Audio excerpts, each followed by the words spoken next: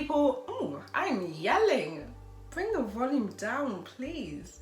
Hello lovely people, welcome back to my channel. It's Kanisha. If you're new around here, my name is Kanisha and I create videos on business, career, lifestyle and occasionally book reviews. So if you like the sound of that, go ahead and hit the subscribe button below.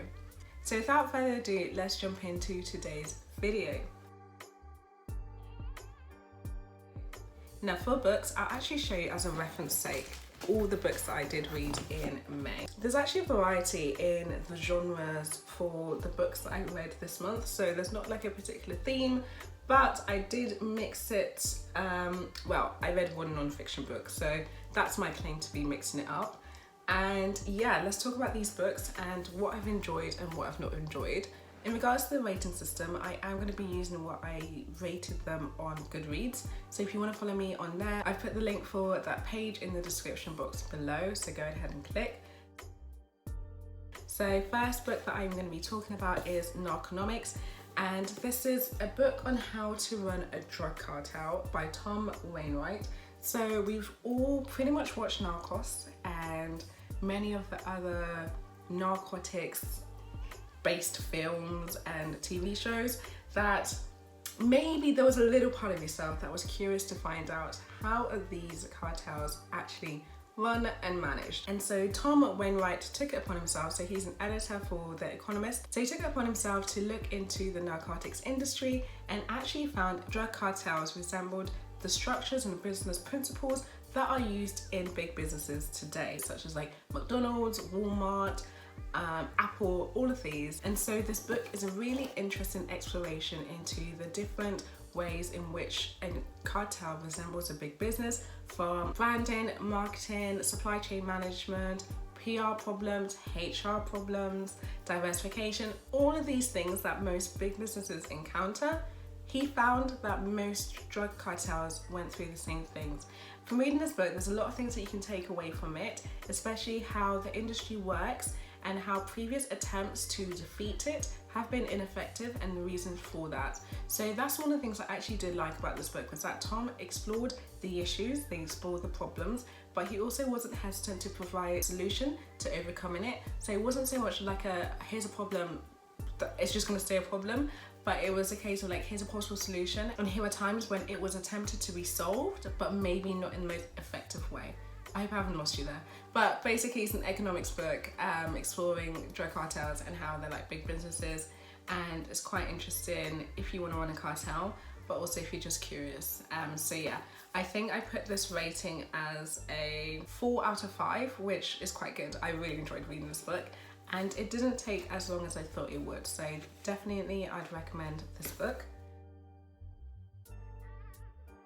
So the next book that I'm going to be talking about is by Haruki Murikami, and it's the Wind-Up Bird Chronicle. So Murakami is a world famous author who's responsible for writing Kafka on the Shore, Norwegian Wood, and the Wind-Up Bird Chronicle. So a lot of his work is very critically acclaimed and translated in more than 50 languages. So it just goes to see how much of a demand there is for his writing all over the world.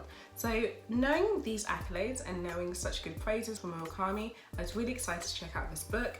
And it tells the story of Toru Okada, who is a simple, boring, mundane man living in the Japanese suburbs. So the story starts with Okada's cat going missing, and then soon his marriage starts to go a bit left, and essentially it starts to trigger a chain of events that takes place in his life that Okada, the main character, now has to navigate, whilst also being very simple in his approach. But he's very much an introspective person, like he's very into exploring why he's feeling the way he's feeling and not being afraid to embrace the darker sides of the emotions that he is overcome by. So there's a lot of talk about loneliness, isolation, unhappiness, and Murakami takes the time to explore this through Okada and his experiences he has. Another thing that I liked about this book is that it has a lot of like unusual characters that join him on his journey, which kind of adds to the storytelling of the book, because there definitely are some points where it does feel a little bit dry, and I think that's what made it a bit of like a struggle read for me, because between you and I didn't actually finish this book. I've got like 150 pages left, But to put it into perspective, this is like a 600-page book, so I think I did well in getting this far. I just couldn't bring myself to finish it off. And I just think one of the reasons for that is just there are times it does get a bit dry, and his general writing style is very detailed, very much focused on describing all that's taking place for the character. And this, to me, feels like it drags out the story just a bit too long. That's probably my only like pain points that I had with the book. So I gave it a 3 out of 5 stars. So I definitely would be interested in reading more of Murakami's work, but for my first try, I wasn't too impressed. But then again, you know, you might have a different experience, so let me not put you off on that. The third book that I'm going to be talking about is by Madeline Miller. I feel like you need to really take in just the detailing on that book and the colouring. Look how amazing that is. It's by Madeline Miller and it's called Circe.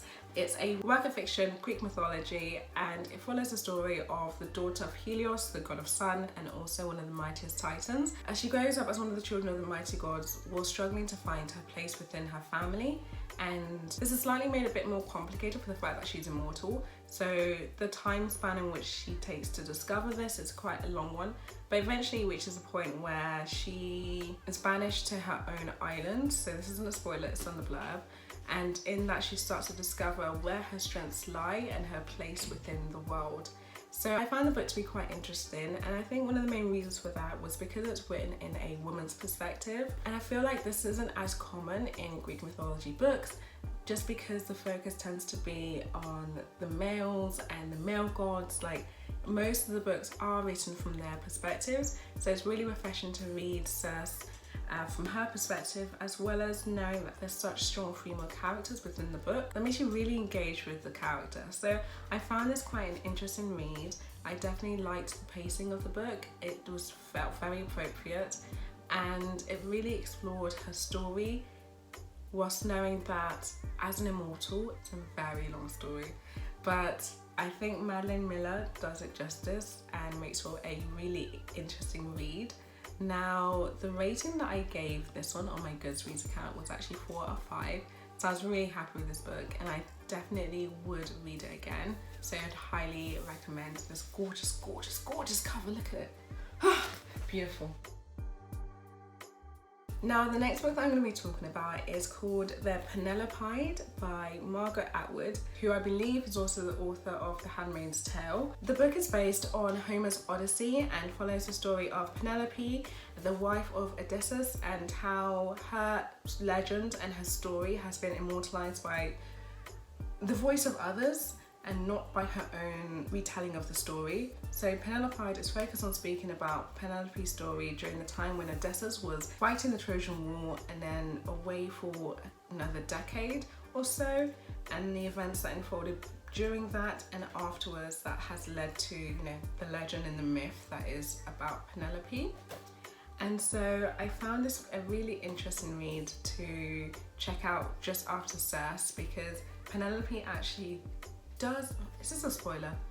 Penelope may or may not make a feature in Circe, so it was really interesting to learn more about her background story that we didn't get to see in Circe, and kind of like left a few questions unanswered. So I liked being able to fill in the gaps by reading this book, and it's not that long. I think you could possibly do it in one sitting. It's quite a short read, but definitely it is enjoyable, and it also incorporates a hymn that speaks of the 12 maids that were killed, and so that also helps with the narration of Penelope's story throughout the whole book. So yeah, I think the pacing for that was quite nice, and I would recommend checking this out if you are into myths in general. This is a good book to have a read of. The final book that I'm going to be talking about is Kim Ji-young, born 1982. This is another kind of like short read, but it's an international bestseller and sensation.